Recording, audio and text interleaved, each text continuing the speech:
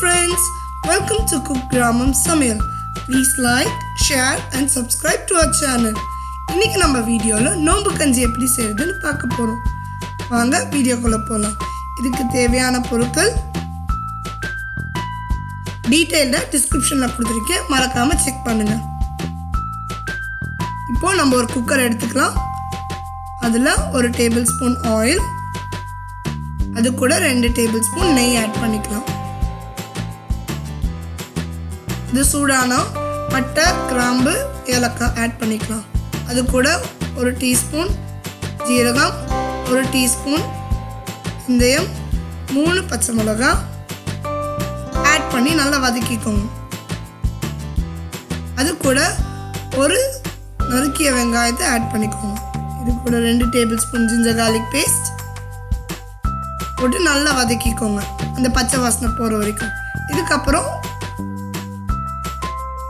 1 cup புதினா, 1 cup கொத்தமல்லி add பண்ணிக்கோங்க. ஆட் பண்ணி நல்லா வதக்கிக்கோங்க. இது கூட 1 tablespoon chilli powder, 1 teaspoon garam masala add பண்ணிக்கோங்க. கூடவே 1 தக்காளியை ரஃபாக கட் பண்ணி போட்டுக்கோங்க. இது கூட நம்ம மட்டன் ஆட் பண்ணிக்கலாம். மட்டன் இல்லைன்னா சிக்கன், எது உங்கள் வசதிக்கு இருப்போ அது மாதிரி ஆட் பண்ணிக்கலாம். இது கூட உப்பு தேவையான அளவு. மட்டனால் சீக்கிரம் வெந்துடும், அதனால் நீங்கள் கவலைப்பட வேணாம். இது கூட கொஞ்சம் தண்ணி வந்த உடனே இது கூட அரிசி பருப்பி ஊற வச்சதை ஆட் பண்ணிக்கலாம். நான் ஒரு 20 நிமிஷம் ஊற வச்சுருந்தேன். நீங்கள் பாஸ்மதியில் செய்கிறீங்கன்னா நல்லா உடச்சி விட்டுக்கோங்க. இது கூட 6 டம்ளர் தண்ணி ஊற்றுறேன். அதாவது 2.5 கப் அரிசிக்கும் பருப்புக்கும் 6 கப்பு தண்ணி ஊற்றுறேன். நீங்களும் அதே மாதிரி ஊற்றிக்கோங்க, அப்போ தான் குழைய வேகும். இப்போ உப்பு செக் பண்ணிக்கோங்க. எனக்கு உப்பு கரெக்டாக இருக்கு.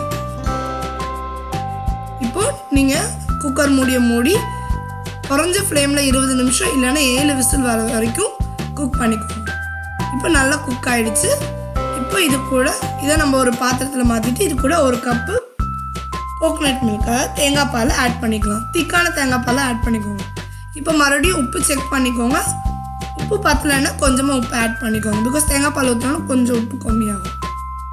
அவ்வளோதாங்க, அருமையான நோம்பு கஞ்சி ரெடி ஆயிடுச்சு. இது இஃப்தாருக்கு நோம்பு திறக்கும் போது ரெகுலராக யூஸ் பண்ணுறது தான்.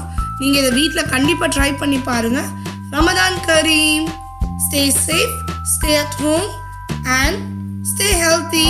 God bless. Thanks for watching our video. Please like, share and subscribe to our channel. Take care. Bye-bye.